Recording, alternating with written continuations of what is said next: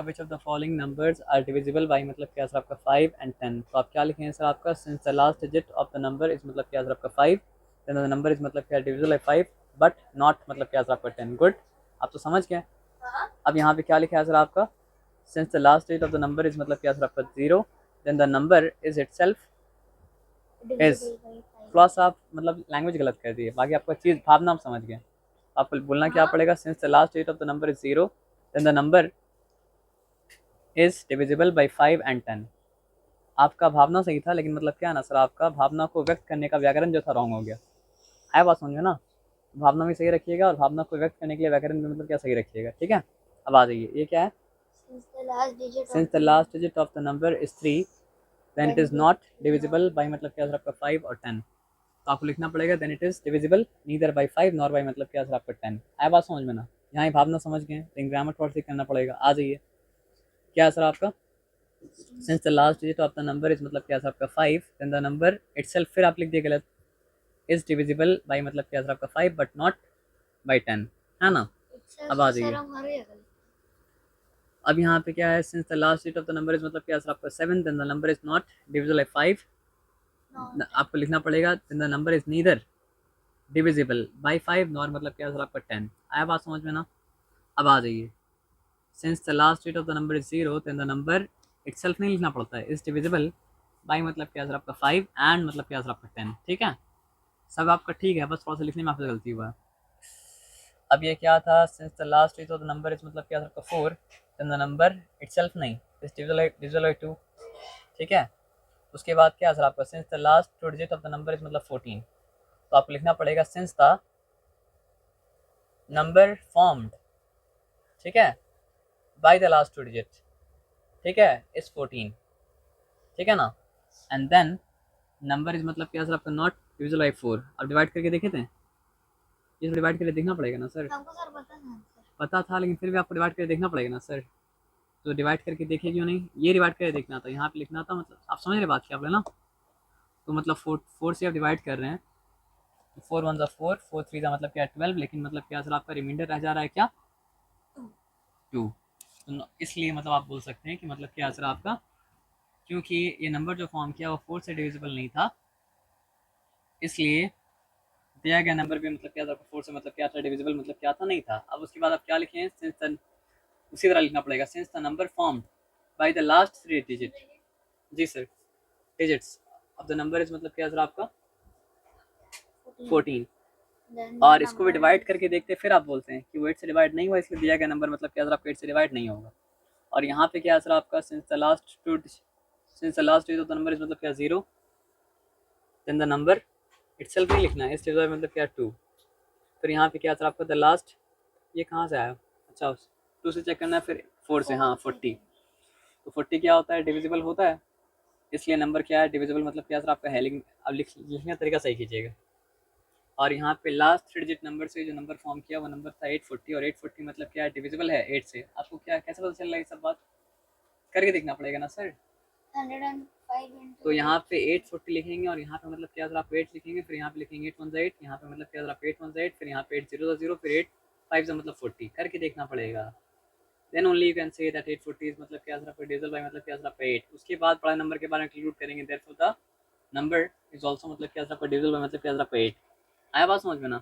अब यहाँ पे आ जाइए, since the last digit of the number is मतलब क्या सर आपका 8, देन द नंबर इज मतलब क्या सर आपका डिविजिबल बाय मतलब क्या सर आपका 2।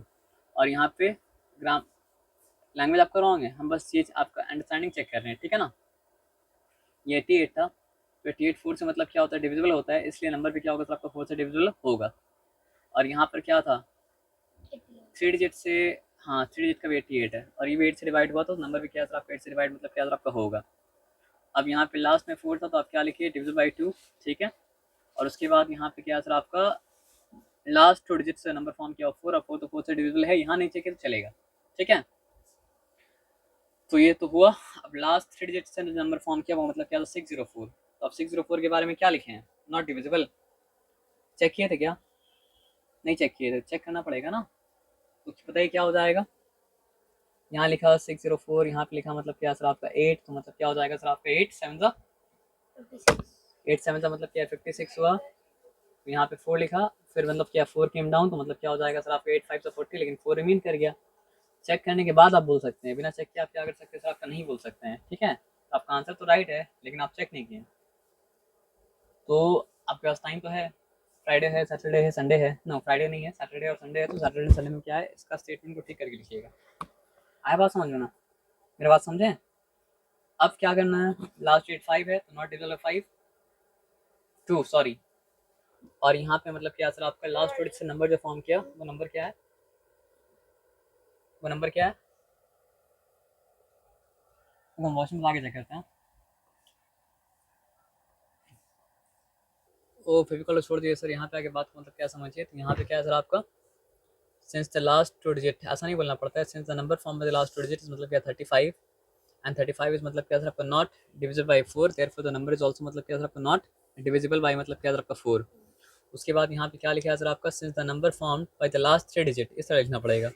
इस मतलब क्या सर आपका 735, और आप क्या लिखिए कि 735 is not divisible by 8, but how do you know